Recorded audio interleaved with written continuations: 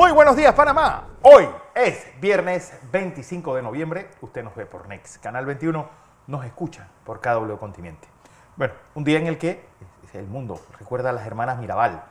Por eso hoy es el día de la erradicación de la violencia contra la mujer. Aquellas víctimas de este terrible régimen de Rafael Leónidas Trujillo Molina en la República Dominicana, que acabó con la vida de estas opositoras. Y qué forma de celebrarlo más triste con esa vil y cruel asesinato en Chiriquí, una mujer matada a golpes. Una joven, una niña, 17 años. Sí, una niña, realmente. Bueno, un día en el que, pues, inviable el proyecto de salvar a Justo y Bueno. Así que pues, más de 60 millones de dólares en pérdidas a empresarios, sobre todo panameños. Un día en el que, bueno, el Mundial de Fútbol. Ayer Brasil, uno de los grandes favoritos, no defraudó. Pues una exhibición realmente contra Serbia. Igual otro ganador, el equipo y uno de los favoritos, el equipo de Portugal, acaudillado por Cristiano Ronaldo, se convierte en la primera persona que anota goles en 5 mundiales distintos. Otro récord más para el bicho. Bueno, hoy pues hay un empate entre Gales e Irán y el plato fuerte será ese Estados Unidos-Inglaterra. Además, un fin de semana que viene con muchas sorpresas, sobre todo qué pasará con México y Argentina. Y, bueno, ese partido de España-Alemania el domingo. Así que mucho que ver, mucho que entender. Bueno, ayer quería, y quiero hacerle esta aclaración, quería tener comunicación con Kiev. Pues, con todos los 24, pues ya son 10 meses de esta invasión de Rusia a Ucrania, pero desafortunadamente, pues los misiles de Putin mantienen a la capital ucraniana sin luz y sin calefacción. Vamos a tratar hoy de hablar con Ruslan Spiring, nuestro hombre en Kiev, a ver cómo está la situación en el frente del frente. 9, 3, 0 y 2 de escenas sugeridas, recuerden, es para el domingo. El gordito del Zodíaco jugará el 2 de diciembre. Don José. Buenos días, Fernando. Buenos días. Un placer compartir con usted cámara. Hombre, de vuelta, don José Blandón. Un par de días. En el dique seco. En el dique seco. Bueno, aquí estoy con ustedes. Nos acercamos ya al fin de este mes. Sí, ya. Y ayer se cumplieron 10 meses de la brutal intervención de Vladimir Putin y ese grupo de asaltantes del poder de la Federación Rusa contra el pueblo de Ucrania. Les recuerdo que hago mía, mejor dicho, las palabras que en una forma muy sintética y con una gran capacidad de resumen, el periodista James Aparicio en su columna de opinión dice que el mundo no se ha detenido o no se ha parado, es la palabra que él usa, yo uso, detenido, y hace una explicación sucinta de las cosas que están andando.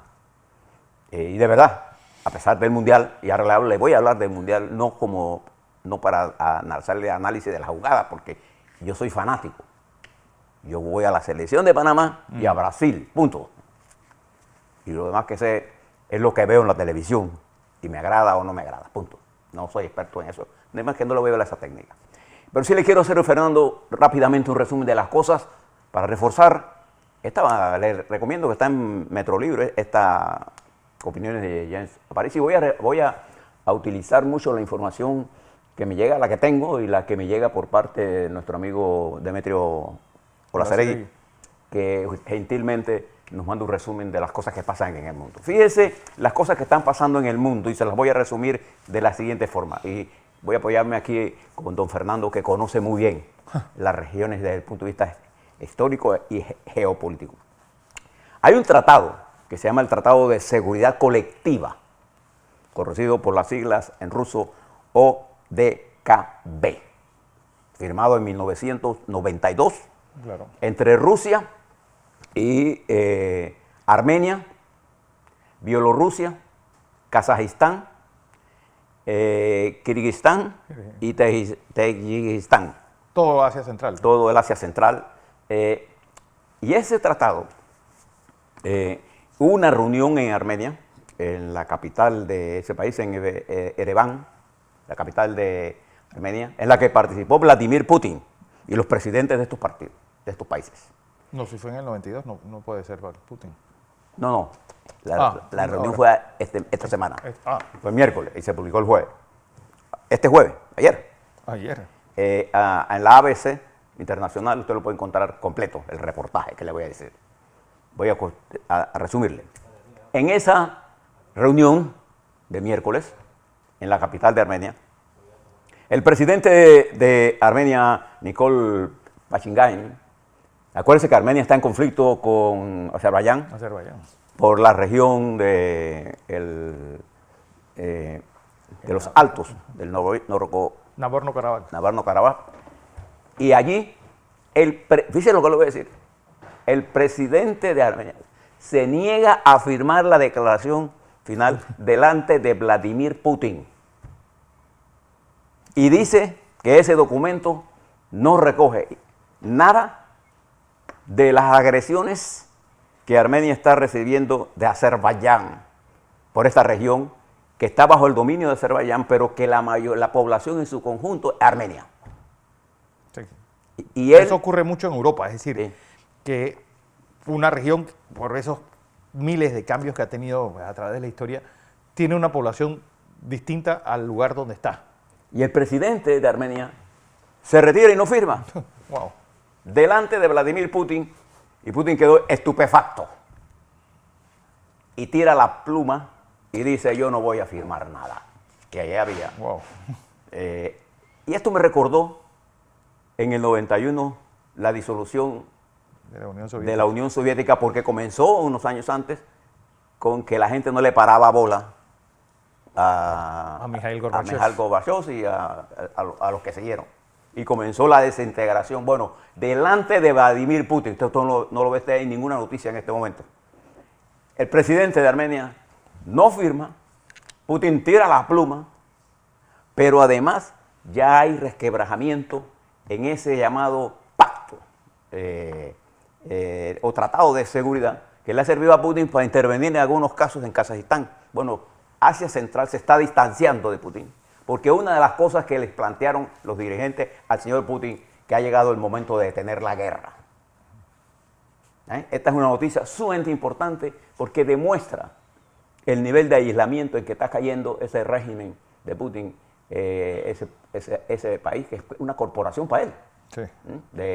de monoexportadora y de unos cleptómanos que se han tomado el poder en ese país.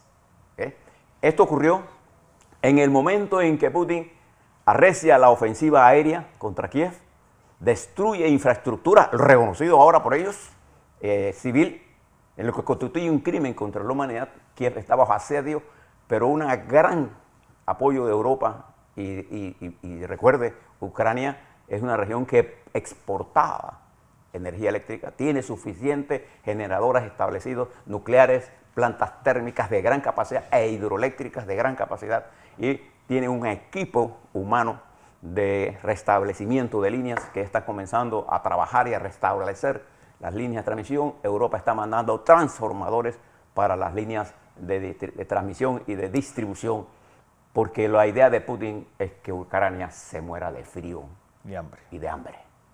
¿Usted no cree que eso es una barbaridad? Eso está ocurriendo.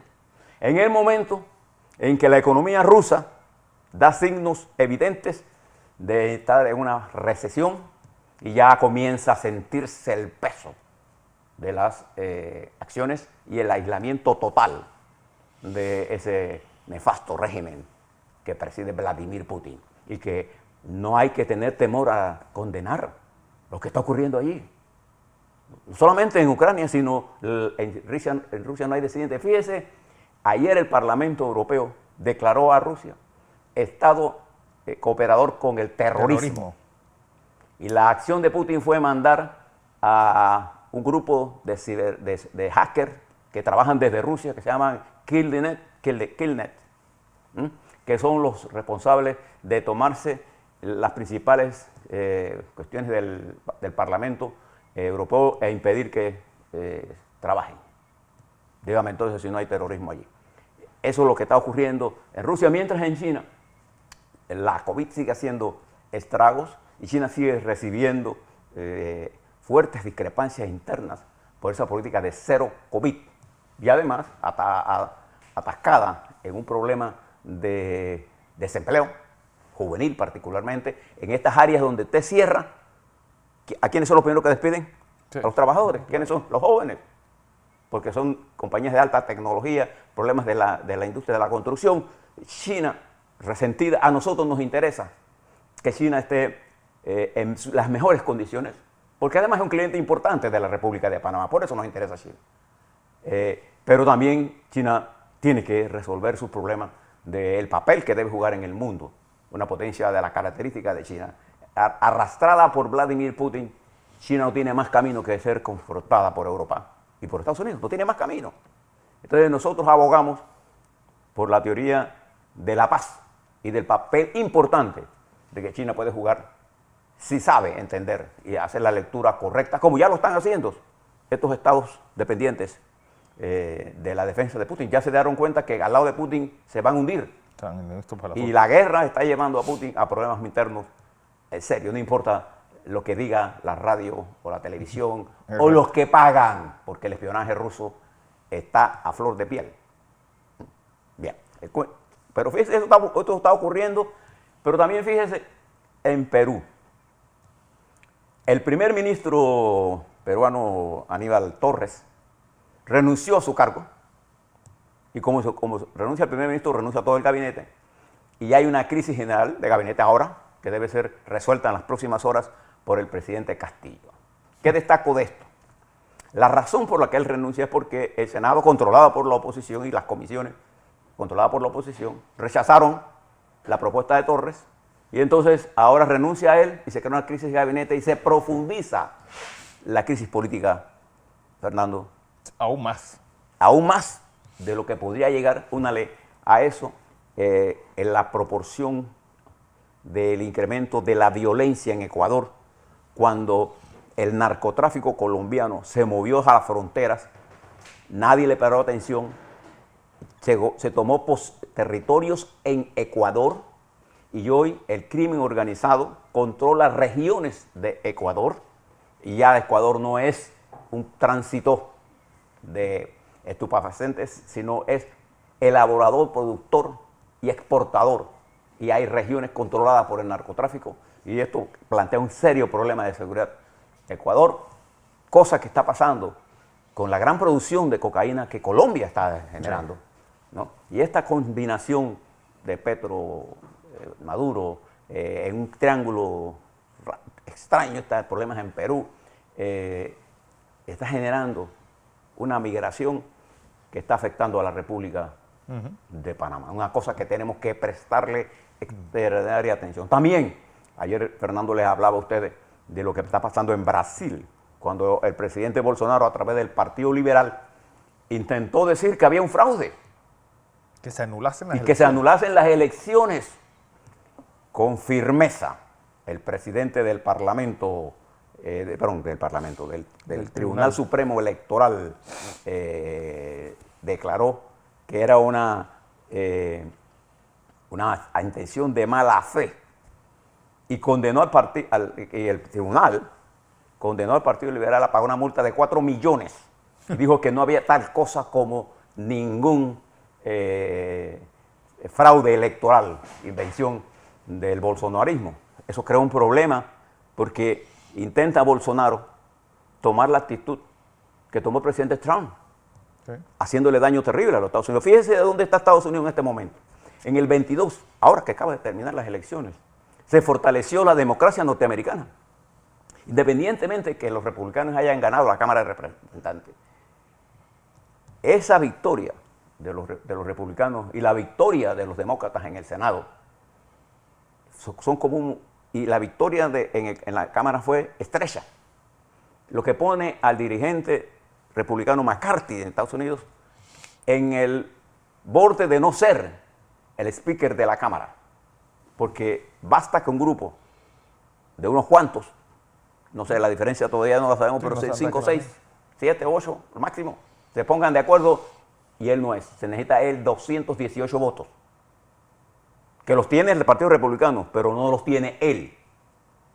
Y entonces ahí va a haber un problema. Mientras en la Cámara, en las proyecciones que yo tengo, yo proyecto que la curul de senador que se va a destituir en Georgia va a ser demócrata, independientemente de quién gane. Pero si es demócrata es 51-49, y si es republicano es 50-50 y decide a la vicepresidenta. De manera que el poder queda balanceado en los Estados Unidos y ha habido un surgimiento del papel de la juventud. Me llamó mucho la atención, Fernando, a la entrevista que hizo José Luis a Azuki Yar. Primero, una abogada destacada por su capacidad, que bien se ve en la televisión. Fíjese que las cantidades de cuadros que nosotros tenemos. He recibido muchas llamadas aquí, chat que me mandan. Es una cara nueva en la televisión. Con qué facilidad se expresa. Bueno, esa juventud que representa a esta joven abogada panameña, la misma juventud que en los Estados Unidos le dijo un alto a la llamada ola roja. Y pone a Trump en una serie de problemas legales y pone a la democracia de los Estados Unidos fuerte. Yo creo que el presidente de los Estados Unidos tiene 2 años para gobernar con el control del Senado y con un incremento de la popularidad local. La política siempre es local, decía Tito O'Neill. Entonces creo que en los Estados Unidos se está produciendo un fenómeno interesante y eso lo da la alternabilidad de poder. Fíjese lo que está pasando en Inglaterra. La situación en Inglaterra, Fernando, es sumamente seria. Afortunadamente, y esta es una noticia que usted debe conocer, los bancos centrales están estudiando la posibilidad de bajar la intensidad de los aumentos, porque, por ejemplo, en los Estados Unidos el aumento de la tasa de interés del Banco de la Reserva Federal ha logrado disminuir el índice de inflación y bajar el índice de precios. Porque la idea de todo esto es bajar el nivel de circulante. Que el dinero se vaya a los bancos y no al circulante. Entonces esto tiene un efecto positivo, pero la recesión que golpea a Inglaterra, Alemania, la guerra de Putin contra Ucrania, lo que ha generado y genera una reposición global que ofrece grandes alternativas a la República de Panamá si nosotros entendemos y hacemos una lectura correcta de lo que está ocurriendo y si entendemos la necesidad de algunas de las reformas importantes que debemos realizar en la República de Panamá para ser receptores netos de inversiones internacionales, para generar empleo. Eso significa hacer la lectura correcta de lo que está pasando afuera y hacer la lectura correcta de lo que está pasando adentro y no nos pase, por ejemplo, lo que está ocurriendo en Chile. Mire los problemas que tiene el presidente chileno. Mire los problemas que tiene el presidente López Obrador, que ayer, Fernando, tuvo que echar para atrás su interés de reformar la Constitución para tomarse el Tribunal Electoral. ¿Por qué? Porque los partidos de oposición dijeron, nosotros no cuentes con nosotros. Y para haber reforma, él tiene que tener mayoría calificada. Y al no tenerla, López Obrador tuvo que retroceder y dice que va a reformar vía ley. Wow. Pero él no puede reformar vía ley lo que la Constitución dice. Y fíjese lo que está pasando allí, mire lo que está pasando en Nicaragua, mire la situación de Guatemala, mire la situación de El Salvador, que aunque tiene éxitos innegables en el control del crimen organizado, el precio que se está pagando por eso, el precio que ese país está pagando por el manejo irresponsable de las finanzas públicas. Lo vamos a saber pronto. Mire lo que está pasando en Sudamérica. Y eso pone a la República de Panamá, que va a tener un crecimiento importante. Ahora le voy a hablar sobre eso. Pero si usted mira el mundo en general, estamos asistiendo a grandes transformaciones que exigen una levantada de mirada y dejar de mirarnos el ombligo. Exacto. Para mirar el escenario global y el papel que la República de Panamá juega en ese nivel. A la vuelta, Fernando, hablemos un poco de Panamá. Así es.